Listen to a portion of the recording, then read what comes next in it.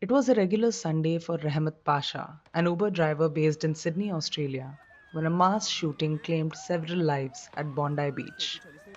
Pasha, originally from Telangana, first assumed the bullet sounds he heard were crackers being burst in celebration of Hanukkah, the Jewish festival. When reality dawned on him, he at once jumped to the rescue and stayed to assist those injured in the shooting. A week after the shooting, Rahmat Pasha sits down for an interview with the News Minute to narrate what happened on December 14th, the day of shooting. This is his story.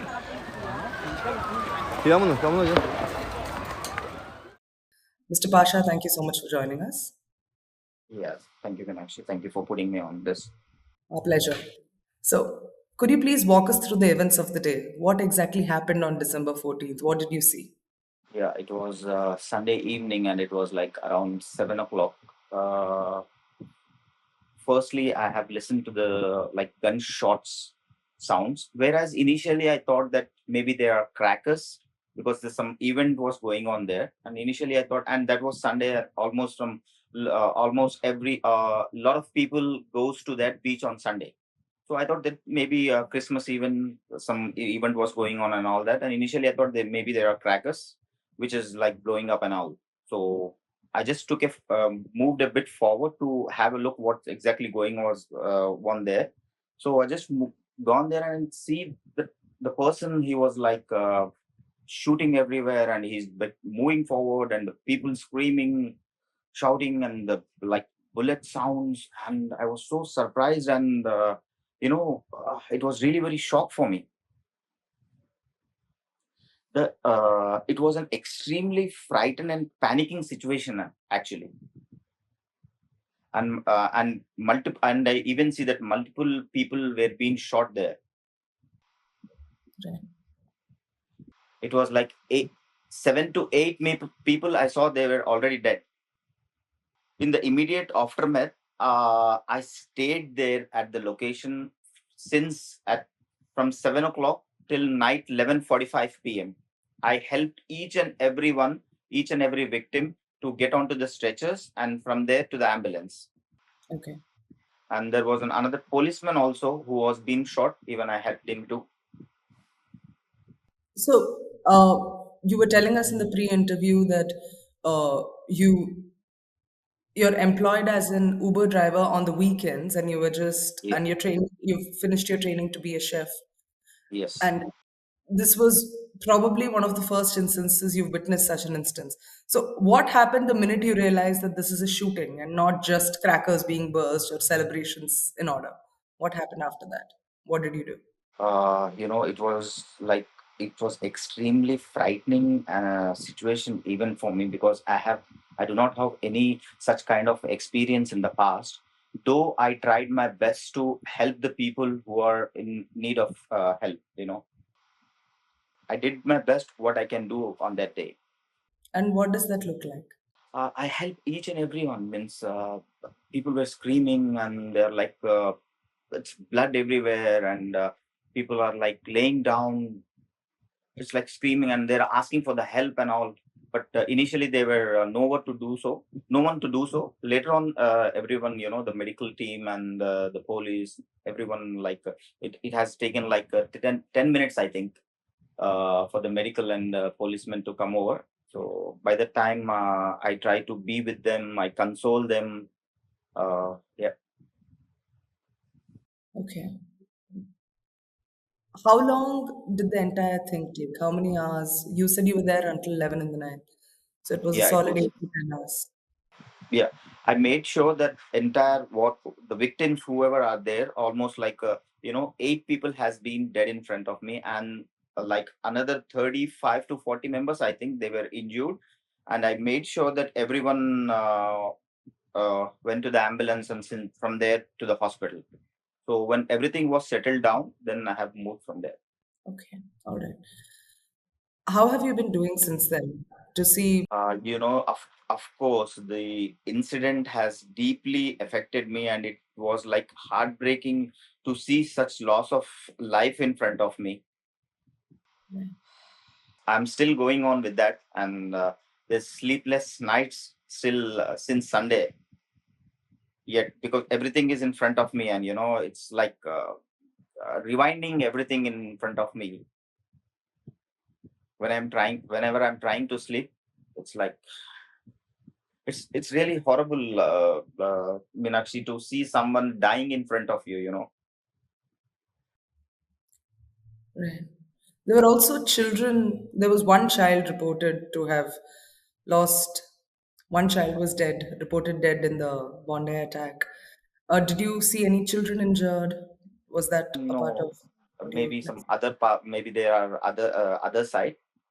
Mm, I haven't seen that child. What you're talking about? right. Yeah, I haven't seen. But still, my thoughts and my prayers are with all their victims and their families. So normally when such a instance happens, the instinct is also for the family to check in and to speak to you and see if you're doing okay. You did tell us earlier that your family lives in Telangana. We won't get into the specifics of where. But how did they react? Because following that mass shooting and following your few interviews which have already been published, how have they reacted to the entire ordeal?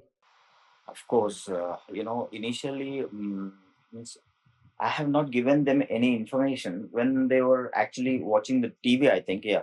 And they saw that some news was going on, which is in Sydney, and it's like shooting and all that. Initially, even they did not call me. They saw me in the TV. I'm helping the people there. Then they called me, but I was like, I was couldn't able to answer the call because I'm completely busy with helping the people there. Later on, when I came back, like 12 o'clock, 1 o'clock, I just called them and had a word, speak with them, and it was like, very calmly I have tackled that situation, because I don't want them to get panic and do know all these things, whatever I have been seeing there, because my mother, she is like old enough. She's very old now, and she has been already gone with lot of surgeries in past 5 to 6 years. So I tried my best to tackle very calmly with them. It must have been very worrying for them to also see Of their course, son of in course. such an. Because as I am the only son to them, I do have sisters, but I was the only son. I'm the only son to my parents. One thing which has emerged, Mr. Pasha, I have to ask you, is following what happened at Bondi, there has been a lot of conversation and the media and on social media, not just the mainstream media. There is this certain two things which are happening. One is this is the mass shooting is being used as an instance to say that immigration is not a good idea, or there is a problem with the Muslim community, which happens every time there is a stark instance of violence, even before people know all the facts. How do you see that in view of? When it comes to harm someone or do such kind of things, or when you trying to like harm someone, no religion will teach you to do so. Okay, and nothing, nothing comes beyond humanity. I think we are humans first. Nothing comes beyond humanity. No caste, no religion, nothing goes beyond humanity. But does I it think, bother you? Meenakshi, we are like, we are humans, and we are like here to help each other, not to fight with each other or harm someone, each other. I'm sorry, but does it bother you that the way the narrative has been shaped now is that, look, this person, there's a good Muslim, bad Muslim narrative which has been shaped. Even before the attack, this existed, and even since it has existed. And there is a certain stereotypical, prejudiced way in which people look at identities. Does that bother you, or how do you feel about that? The most thing what bothers me is like, whenever I see these kind of news on the TV, not now, even in the past, what has been happening in other countries and all that. Uh, the news reporter says that so many Christians has died, so many Muslims has died, and so many Jewish has died. But no one says that so many humans has died. Right. This really makes me upset. Okay. Yeah. Understandably, this has been a very trying time for you. What has your week been like since the shooting? What has happened since the shooting has after I'm things ended? I'm trying to cope up from those things, but still it's everywhere in my mind. I'm trying to get over from it. Uh, Maybe it's gonna take some time more. Let's see. And I'm praying for everyone who were there, victims and their families and everyone.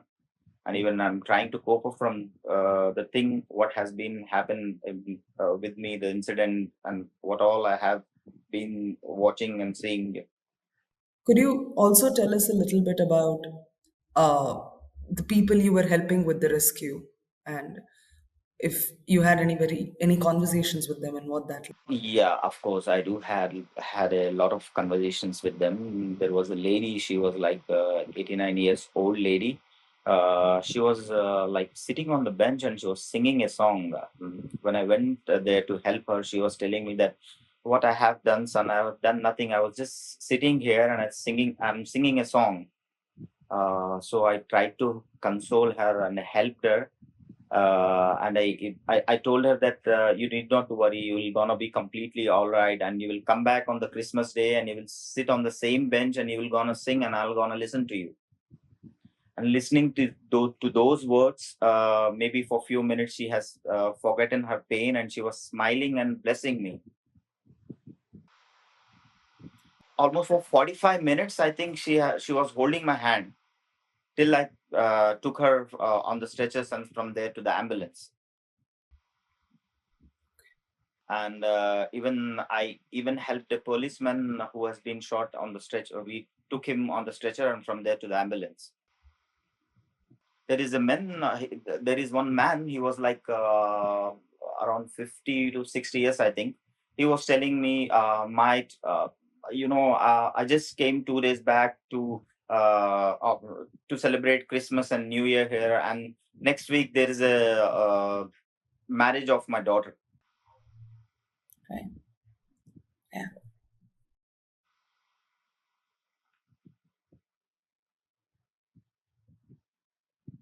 So these are the few conversations what I had with the victims. I try to talk with them. I try to console them.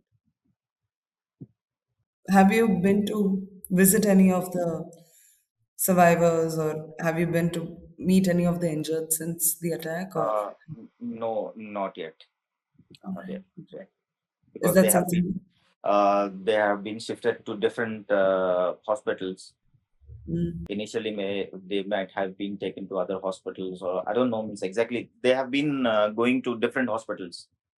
Mr. Pasha, the one thing that you said in an earlier interview with T News Plus, I believe, is that you were asked about blaming when things like these happen and people blame immigration or people blame Islam or people blame members of the Muslim community. You said when you were asked how you react to such accusations, you said, if I could, I would just, if God could give me one wish, I would bundle up all faiths into one humanity. Could you elaborate on that? What did you mean by that? Yeah, yeah. Means Anjana, you see, religion, when it comes to religion and about the killings and all that, it it really doesn't matter where you come from. Means you look at me. I'm a Muslim, and I have been taught that if you means you can't harm someone. I have means no religion will teach you this to harm someone. Okay, so it's like let me tell you, terrorism has no religion. Okay, and when it comes to the humanity what you were actually asking for, it's like humanity ethic makes lot of sense. It could help people focus less on the labels and more how we treat each other. Is there any final thing you would like to tell us about either the shooting, what you've been through since, or anything at large that you would like to tell us before we conclude? Yeah, I would like to give a message to everyone that stop this. Means we are humans here, and we are here to help each other, not to harm each other. And moreover, we have been already lost so many people in COVID. No more human killings, please. Thank you so much for joining us. And on that note, uh, if you believe stories like these matter to everyone watching, then and you believe narratives like these do are of significance, because there was a lot of focus on the attackers, there was a lot of focus on who the people involved in, who the people affected by this, who the people injured, and who the people who passed away in the shooting were. But we also believe that there has to be enough of a focus on the people who were at the front line, who were helping those who were injured. And if you believe these accounts matter, then please subscribe to the News Minute, and we shall continue bringing you such stories. Thank you for watching us.